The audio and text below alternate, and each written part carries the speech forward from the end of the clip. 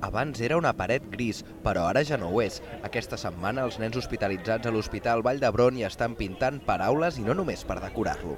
Fuerza para que los niños tengan fuerza en el hospital cuando les operen y fe para que tengan fe en sí mismos. He posat l'off aquí a la paret del Vall d'Hebron perquè la gent estigui més contenta i per decorar-ho una mica que quedi més bonic.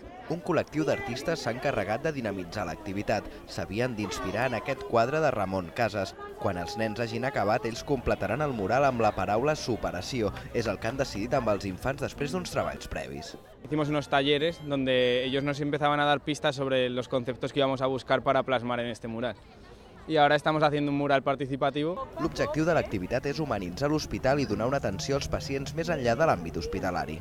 Estas actividades creativas y lúdicas lo que hacen es que hacen que el niño tenga mejor bienestar, que al niño le vengan emociones positivas, ¿vale? Que pueda afrontar mejor la situación que le toca vivir.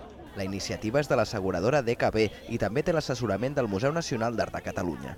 És un projecte com de porta d'entrada per treballar de manera permanent amb l'hospital i amb els nanos que hi ha a dintre, o amb els adults que hi ha a dintre, amb totes les oportunitats que té un museu, que és aprenentatge, és educació, és gaudi, és disfrutar. A més, la voluntat dels promotors de l'activitat pionera a Catalunya és repetir-la l'any vinent en un altre centre hospitalari.